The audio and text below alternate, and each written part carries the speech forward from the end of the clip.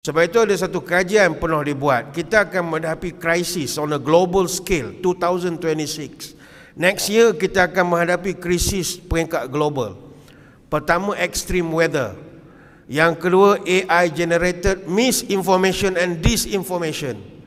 Yang ketiga, societal and political polarization. Yang keempat, cost of living crisis. Dan yang kelima, cyber attacks. Apa maknanya? Pertama, bermula tahun depan kita akan menghadapi extreme weather. Kita akan menghadapi cuaca hot tak boleh diramalkan lagi. Kita mengalami kesan perubahan iklim, climate change. Kesannya bencana alam berlaku tanpa kita jangka. Banjir dan benda-benda hot pelik. Itu yang tadi pantun burung perempat disebut apa tanda burung perempat dalam semok kaki tersula, apa tanda kiamat dekat, bumi bergolak mengirim bencana. Siapa sangka di Selangor boleh ada puting beliung? Tak ada orang sangka.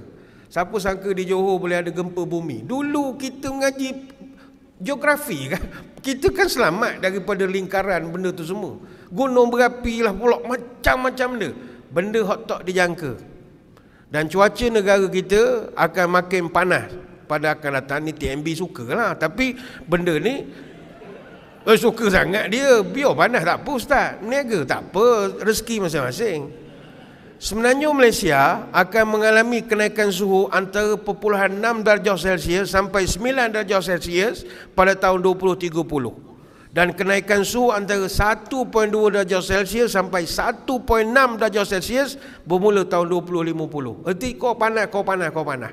Dan itu tak elok. Benda tu skala global.